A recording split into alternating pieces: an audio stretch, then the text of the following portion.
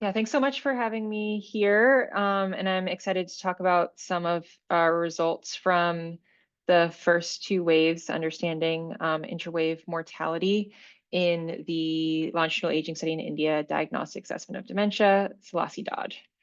And so I just want to set the stage, a little bit of context in terms of what literature exists on studying adult mortality in India. So just to note, this is more focused on understanding correlates or associations between different factors in mortality. Other resources exist, like sample registration system, for just understanding the overall magnitude of mortality. But when we need to combine information on risk factors, then we need a little bit more intensive data resources. And so some of the options that have existed um, include using verbal autopsy. So that includes data sources like the Million Death Study, data sources that have retrospective reports within households, such as the National Family and Health Survey, studies that are prospective in nature, which is, I think, the ideal type of data source we use, but come from geographically limited samples. And then when we limit to prospective data sources that are nationally representative, really only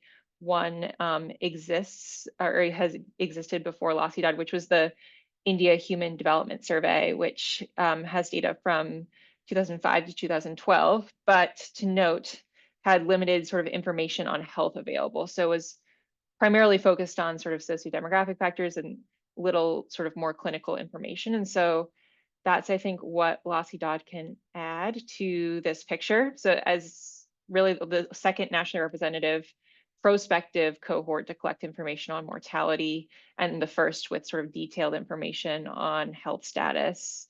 One thing to note, just in terms of the context of this study, is the timing of the Lossiedad waves. So you can see wave one data was collected between 2017 and 2020, wave two between 2023 and 2024. And you notice what happened in between those waves is really this graph showing the infection burden due to COVID-19. So I think that's just something to keep in mind when interpreting findings, comparing wave one and wave two of Lossiedad. So the study goals here were to start by just quantifying absolute mortality in Lossiedad's study overall and split up by key demographic factors like age, gender, and region.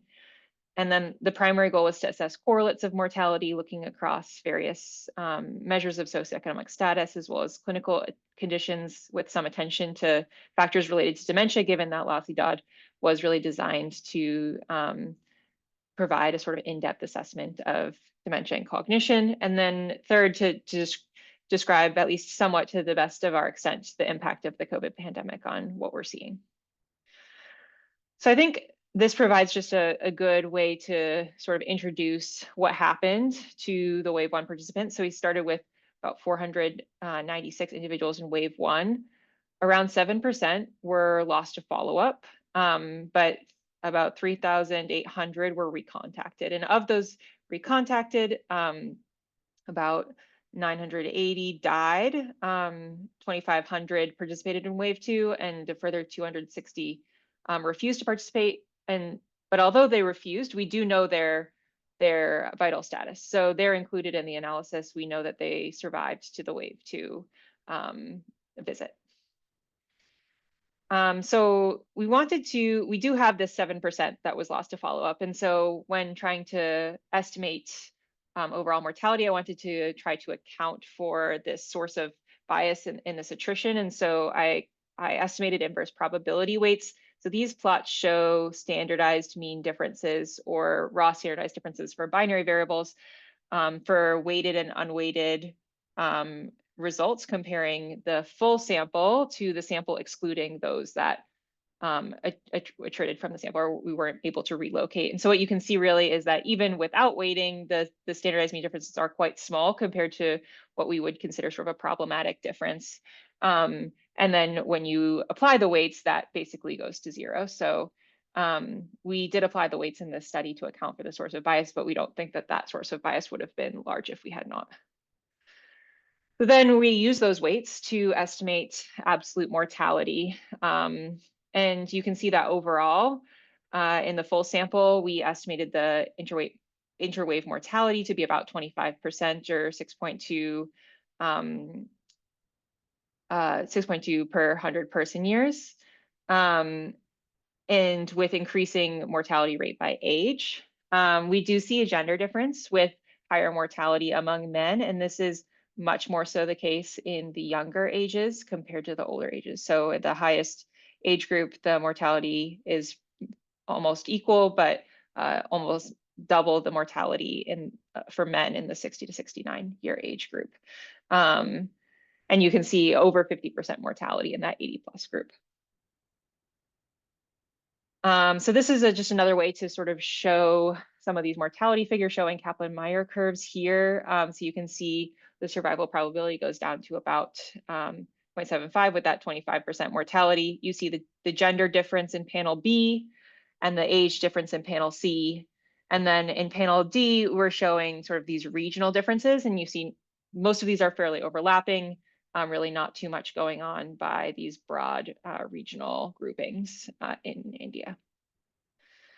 So the next piece was to look at correlates of mortality. Just quickly in terms of methods, we use separate Cox proportional hazards models for each condition or factor considered. All models controlled for age and gender, but when we were looking at clinical conditions, we ran additional models further adjusting for all of the SES variables we considered.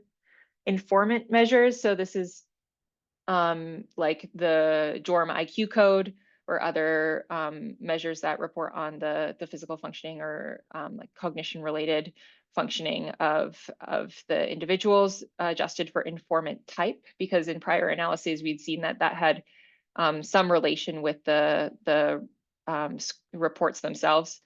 And then ApoE models also adjusted for 10 genetic principal components. We used global tests of correlation between scaled Schoenfeld residuals and time to confirm that proportional hazards assumption was satisfied.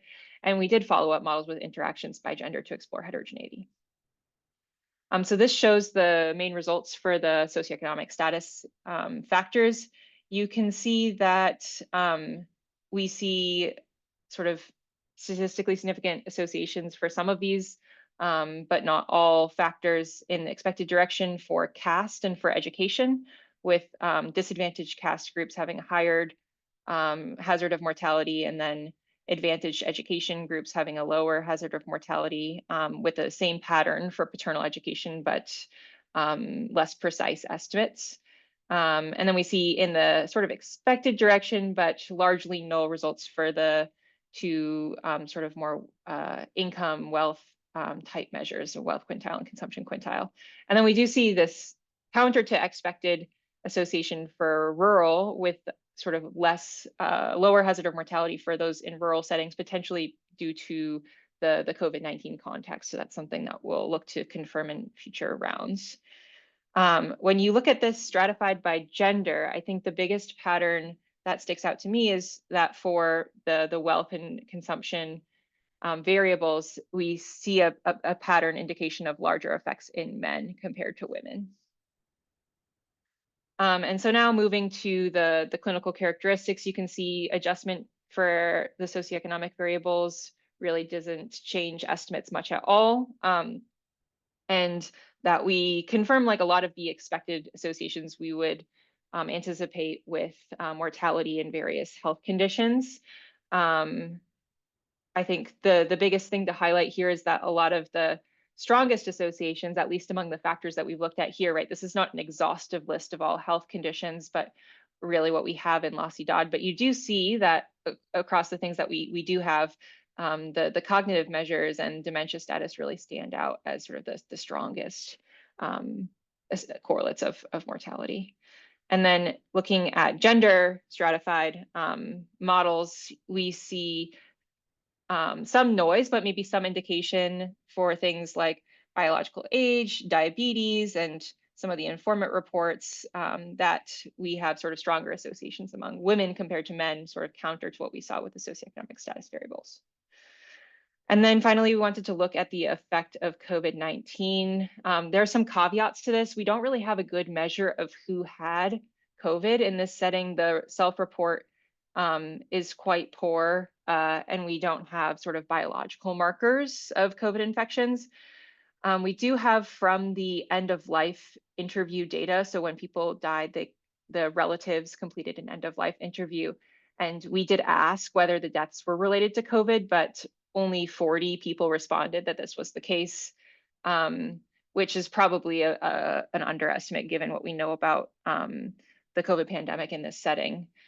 So we did look at this, but we also used a community level metric from districts. So this is administrative data, so also comes with some of the caveats of underreporting up to the government. This may be differential by state or district, and there's also a lack of precision in geographic information. So some of the districts are quite large, and there's no distinction between urban and rural areas. And there's also some districts that had to be excluded for not having COVID information. But we do have analyzed this data where we have it. So this shows the COVID results, and so you can see on the left panel where we have COVID information on COVID deaths reported through the exit interviews. The sample size is quite small, so the uncertainty is huge.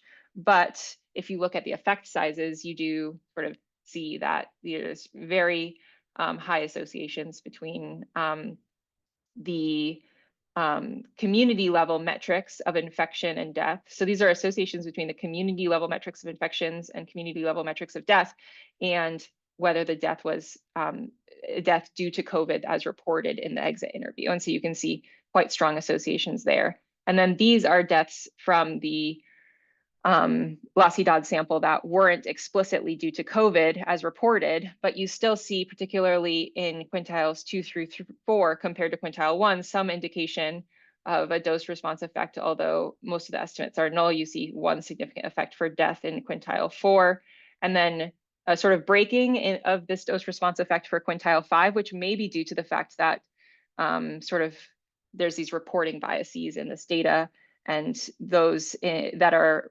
most sort of diligent at reporting things may be sort of districts with higher SES or higher levels of sort of fidelity to these government monitoring programs. So I just want to quickly try to wrap up with some takeaway messages.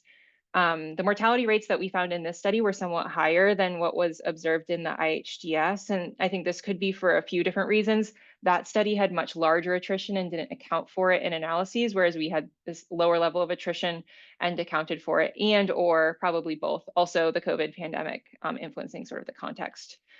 Dementia cognition-related factors really stood out as strong predictors of mortality across all of the factors that we looked at in this analysis.